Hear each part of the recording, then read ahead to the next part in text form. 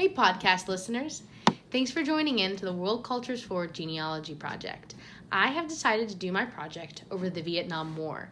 My paternal grandfather, Douglas Jerome Smith Sr., was a Vietnam vet. He served from 63 to 66.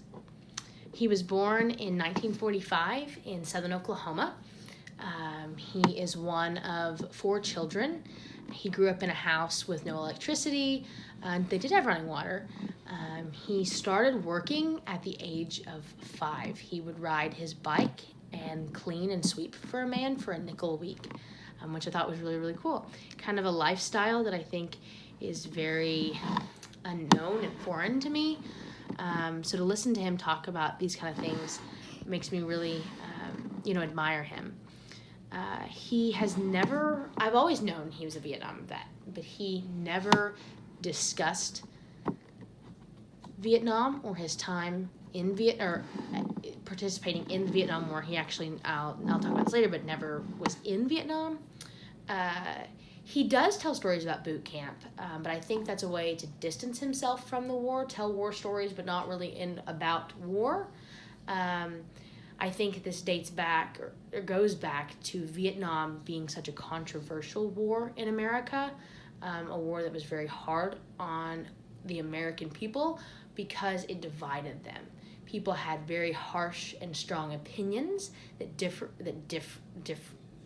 was different from even the people you lived with, and it wasn't a war that was clean cut like you fighting Nazi Germany. It was a war that innocent Vietnamese people were suffering as a result of, and our young men were being sent off, drafted off, so they weren't necessarily volunteering to a war that they didn't win and they didn't really lose. Officially lose. My grandfather made it pretty clear that he believes, and he wholeheartedly believes that we lost.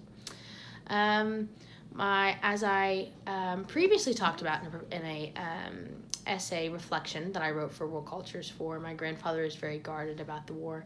He doesn't like talking about it, but one time I did ask him to talk about it when I was about 6, and he got very angry with me.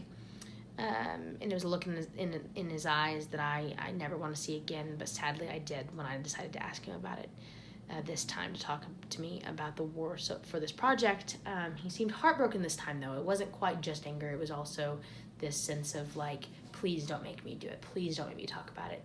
And the original answer was no, and then about 3 days later he called back and he said, why don't you come to the house and I will lead the interview. He said, you don't try not to ask me pointed questions. If I don't feel comfortable, I'm not going to answer any pointed questions, but I will tell you what I want you to know.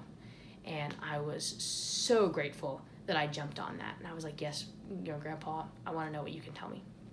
So he talks about in January of 1963, he was sent off to boot camp in San Diego. This is where he talks a lot more to me about than anything else. This is kind of where he first talks about setting racial prejudice aside. He was bunkmates with an African American man, which is really the first time in his life, the early 60s, that he was that close in proximity with someone of a different color, and that was really eye-opening to him. I just thought that was an interesting tidbit that I would throw in that this war did for him personally. Next after that, he left for the Naval Air Station in Pensacola, Florida, where he showed me, when talking about it, he showed me this really, really cool menu from Christmas of 1963 that included cigarettes on the bottom of the menu. It has all of these fancy, elaborate meals and ends with cigarettes. So I thought that was very interesting. He does talk about Christmas of 1963 being the hardest day of the whole war for him. He was away from home. He couldn't see his little sister, couldn't see his mom. And that was really hard for him, which is really interesting to me because knowing how poor he was and the fact that he didn't get a single toy for Christmas growing up at all, I thought it was really interesting that he had this big feast and he had this brotherhood that is, I don't think anyone can have a friendship like a war friendship outside of war. You just don't make those outside of war. And the way he described him. And so you think that brotherhood and that communion, that time they had together would be special to him, but it wasn't. He wholeheartedly would have rather been in Southern Oklahoma. Then after that, he was sent to Okinawa, which is in Japan. He was in Naha. I actually have here a picture of the Naha base, and it's so beautiful. I mean, the ocean is so crystal blue, and the grass is so green, and it's so wonderful. You wouldn't think they were that on these ships they were gearing up to bomb Vietnam. He didn't really talk a whole lot about that. Like I said, he kind of danced around the whole what he did at war, but he was in a attack squadron in the Navy, which he worked on ships and sent them off to Vietnam. One of the sources I have from the Japan Times, it says that, quote, the military port in Okinawa's capital, Naha, processed 75% of all supplies for the conflict, including fuel, food, and ammunition, unquote. I thought it was really cool that my grandfather participated in that. You know, I'm very kind of one of those, you know, you don't have to respect the person as a person necessarily, but you respect the office kind of thing. And I respect that my grandfather was a soldier, whether I believe we should have been in Vietnam or not. I respect him and the fact that he was there and he fought for his country and freedom. So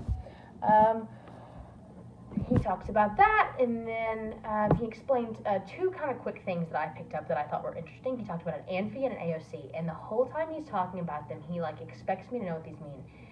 These terms mean, and I did these acronyms, and I didn't, but what they do mean is ANFI is aircraft not functioning efficiently, and then AOC is aircraft out of commission. So he worked on both of those and sent them off. Then after that, he left for the Travis Air Force Base, which he flew MATS, which I don't know what that means, but that's what he wanted. He really emphasized he flew MATS. I've looked it up. I'm pretty sure it was just a military transport service, but he really felt that it was important. Then in '66, he was flown back to Lemoore, California, and then he was later discharged. When reading about Vietnam, I learned that it was it's double of the casualties in the Korean War, and about 60,000 total deaths. What was heartbreaking to me is that 382 of those deaths were self-inflicted. And that's from the National Archives. Then I read in the Department of Veteran Affairs that it was, like I said, again, almost double the Korean War, Korean battle deaths, about 34,000. Other deaths that were still in theater meaning still in battle locations, were around 3,000. And it does not give, on that specific website, it does not give any statistics on self-inflicted deaths in the Korean War, but again, it does in the Vietnam War. I then read a very interesting article that is titled, and it's just the title that I think is important. It's an opinion page from the New York Times, and it says Vietnam, the war that killed trust. And I think that is really big to understanding how America felt about the war. Tim O'Brien, talks about it largely, how he fought in a war that he didn't believe in. And before he was sent, when he got that draft notification, he was sick at the stomach. I think that's huge. My grandfather has a very different opinion. He talks about how he signed up to be in the service, not to go to war, where Tim O'Brien was drafted to the war. My grandfather instead went to get out of Southern Oklahoma. He wanted to see the world, and the war was enough, apparently, for him. He doesn't leave. He believes heaven in Southern Oklahoma. So something obviously happened there. But that is just a tidbit of the Vietnam War and the impact it had on America, how it divided America, and my grandfather's role in that. I have also attached to this a 30-minute long podcast that I had with a good friend of mine that goes into a little more detail about it. If you would like to read it, or listen to it, Dr. Toombs. Thanks for tuning in to my podcast. I got very emotional while doing this. Sorry. It's very hard for me. I don't know why, but the Vietnam War and my grandfather made me very emotional. So thank you for listening. I hope the podcast platform made it a little more personal, but still kept it, level with the prompt. Again, thank you for listening. Bye.